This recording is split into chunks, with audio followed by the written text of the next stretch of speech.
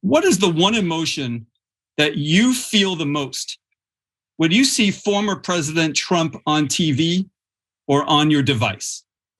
I like Trump. I voted for Trump, but I'm concerned with electability. His chances of getting elected, and a lot of people aren't like us in this room. And if he comes across as, on Twitter as a little bit not tactful with the way he goes about saying his message, it just concerns. I don't want to see a Democrat elected, so I'm concerned about the way he delivers his message. I agree with his message. I'm just concerned about the way it's delivered. So what we just saw is a little bit of a focus group of Republican primary voters, basically all of whom at one point or another have supported Donald Trump, some of which loved Donald Trump.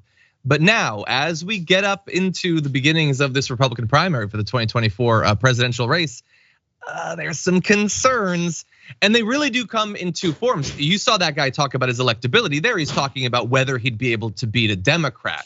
That's a problem, but I don't think it's a problem Donald Trump is too worried about. He wants to be the nominee. He'll deal with Biden when he gets to him or whatever. The bigger issue for Donald Trump in this focus group is that they seem to be souring on him in comparison to other Republicans. So Angela, 53-year-old, said, that's a hard one. That's a hard one.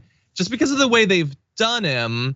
She spoke of Trump's opponents who had tried to hurt him both in office and since he left the White House, quote, it's more of an embarrassment for him for what they put through. I feel embarrassed for him. I bet you feel embarrassed, and I bet it's totally just for him, not of him or your support of him. Two people picked pride and hopeful as what they feel when they see Trump, so that's good news for him. But the rest had other words: anxious, neutral, frustrated, nervous, overwhelmed, fatigued, embarrassed, annoyed, and maddening. One, Nancy, said, the current Trump is not the Trump that I voted for. I feel like he has shown some things, qualities and non-qualities, whatever, that I don't care for now. I don't know what a non-quality I don't care for would be, but I'm not even faulting her. She just means there's something about him that I do not like, and that comes through.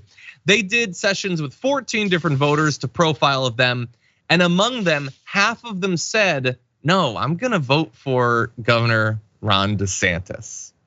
What do you think, Rayyvana? I love this because the overwhelming consensus of what they're saying is that we think Trump's kind of pathetic. And I like it for petty reasons because I know that would hurt him a lot. That's the one thing in the world he doesn't want to appear as, is pathetic or someone you should be embarrassed for. He wants to be big and strong and a leader, but they're like, oh, the way they did him was so wrong. I just, boy. I feel sorry for him. He's a sad guy. He's not the president. It's it's true. He is pathetic. But some of their criticisms are oh, he's not tactful enough. Oh, was he tactful in 2016 when you full-heartedly supported him? Was that tact? Because, oh my God, the bar is in hell.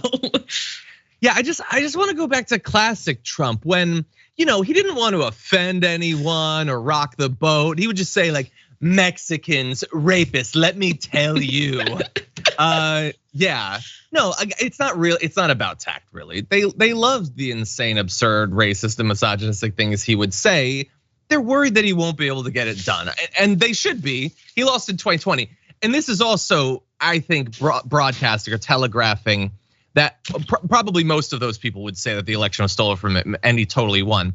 But if you really believe that, then you'd be more confident of his chances in 2024. Some of these people will say he got robbed, but deep within their heart, they know he lost and they're worried that he would lose again. And they should be worried about it. Look, I've said before, I will say again, at least as of right now, and I reserve the right to change my opinion. What I want is a long drawn out Republican primary where Donald Trump makes Ron DeSantis look like a little baby, because that's gonna be hilarious and hopefully it ruins his career. Ron DeSantis attacks Donald Trump and forces him to say a bunch of crazy stuff that'll poison the general election for him. And then he gets destroyed in 2024, preferably by a progressive replacement for Joe Biden. If we can get all of that, it's gonna be a great couple of years for me. Hopefully you'll join us. We'll have some chuckles along the way. So I don't know, when I see this stuff about how he might get beaten by Ron DeSantis, I think it's gonna make for an interesting race, Rayyvana. I still think he is fully equipped to like burn Ron DeSantis down to his constituent atoms. But what do you think? He's already soft launching that, right? Because he said that when Ron DeSantis asked for his endorsement when he was running for governor, that Ron DeSantis was crying on the phone to him and he made him look pathetic. And I think you're right, because I think DeSantis is in a weird position where he's going to have to attack Trump a lot, especially when they get on the debate stage. It's going to be nasty. And DeSantis is going to lose a lot of favor with a lot of Republicans when he does it. These, Trump diehard supporters aren't going to like that. So I think at the end, Trump will be the nominee, and then wishful thinking he won't win an election. But yeah, it's going to be really nasty, and the attacks against one another are definitely going to damage their reputations. And then, even if Ron DeSantis becomes the candidate, if he's been torn to shreds by Trump on the debate stage, that's gonna stick, right? When we come into the general election. So best case scenario, the Republican Party self-implodes. Yeah, best case scenario. And a progressive takes the presidency as a result of it to reign over the ashes.